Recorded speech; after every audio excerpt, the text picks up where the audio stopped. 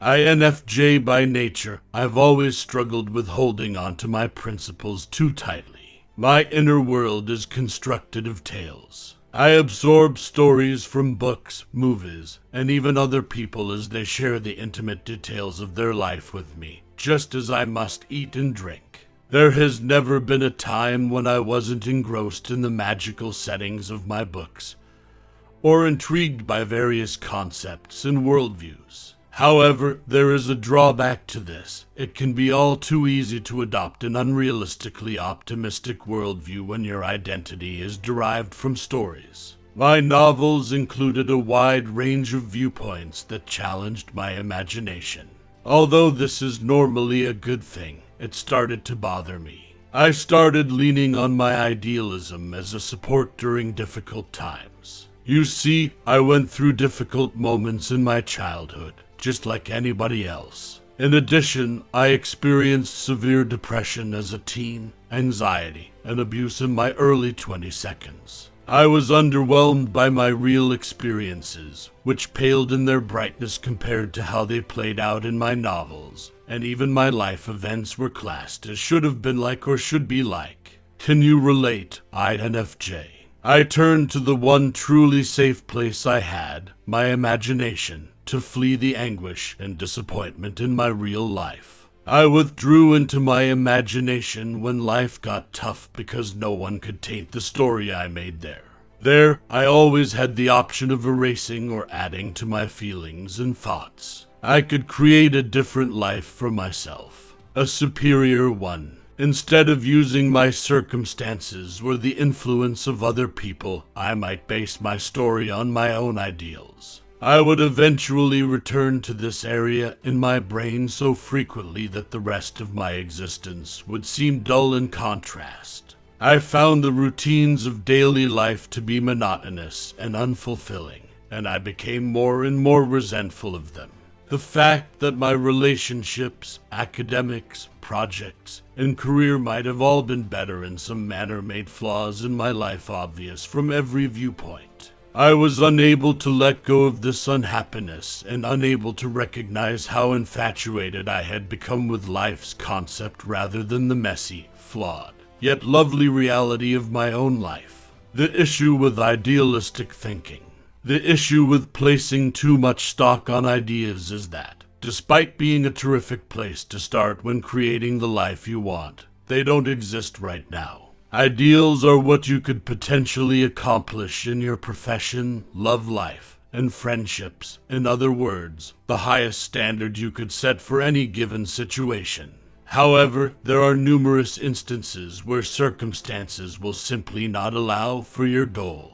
You could occasionally find yourself in circumstances where there is no perfect solution, and you must make hard decisions. Unfortunately, you simply can't exercise complete control over how your life is going to turn out. You are always interacting with and being impacted by chance, natural events, and other people who have free will. I eventually understood that no matter how hard I tried to get the ideal career, relationship, home, body, grades, etc., life will never be perfect. There is always the potential for something to be better.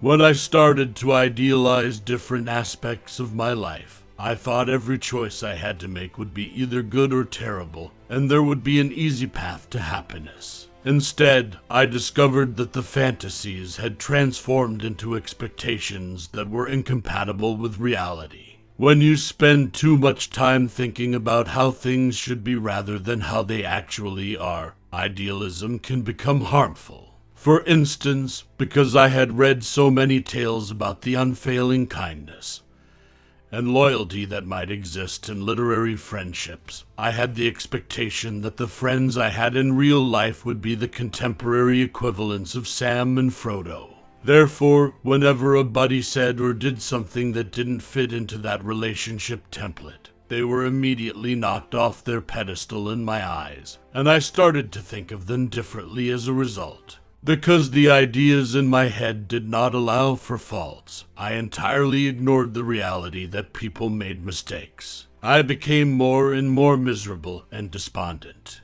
How could anything in actual life compare to the ideal vision on which I had grown so emotionally reliant? In the past, I would run away to a happier location to keep my mind safe. But I soon realized that the longer I hid in my idealized world and the more I justified finding fault with every aspect of my existence, the less chance I had of experiencing true happiness. Instead of pursuing remedies that would address my difficulties, I was allowing myself to stew in my dissatisfaction.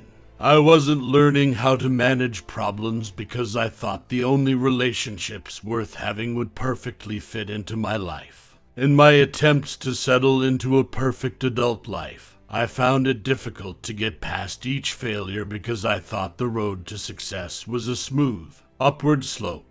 I believed that real life was not worth living at all because I did not have the thrilling, ideal life that I had imagined. INFJs in finding balance. For our hearts, ideals serve as a North Star.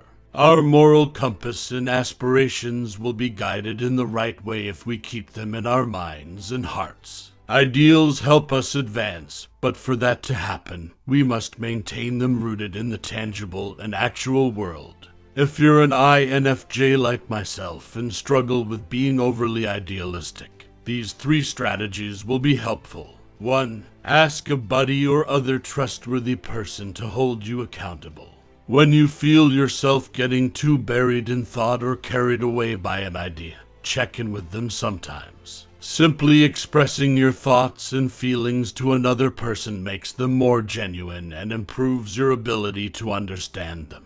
Having someone else give you comments on your concepts and assist you in making any necessary course corrections is also beneficial. 2. Jot down your ideas so you may return to them when you're feeling more composed and collected. It's simple to feel passionate, ecstatic, and even righteous when you lose yourself in idealization. I have undoubtedly gotten into discussions that I later regretted because I was too idealistic at the time. It doesn't hurt to put the ideas you have for your future in writing and confirm that they are realistic before taking any action that will have an impact on your real life. 3. Be receptive to different viewpoints. INFJs can be a stubborn group, let's face it. Our tendency to judge requires us to pick just 1 or 2 possibilities and remain with them. Be open to speaking with, reading with, or debating someone who holds a different belief because it's crucial to keep in mind that what you value may not be what someone else values. It's acceptable to have strong opinions, but keeping an open mind to different viewpoints will help you maintain balance. Ideals should not be obsessively pursued. Instead, they should be aspired to. Even if anything in your life isn't ideal, it still isn't everything. Ideals are a fixed point, perfect and unchanging from that perfection in our chaotic, messed up, and constantly changing world. Real life, however, is less rigid and more chaotic. We get the freedom and calm to appreciate life's lovely imperfections when we loosen our ideals just a little bit.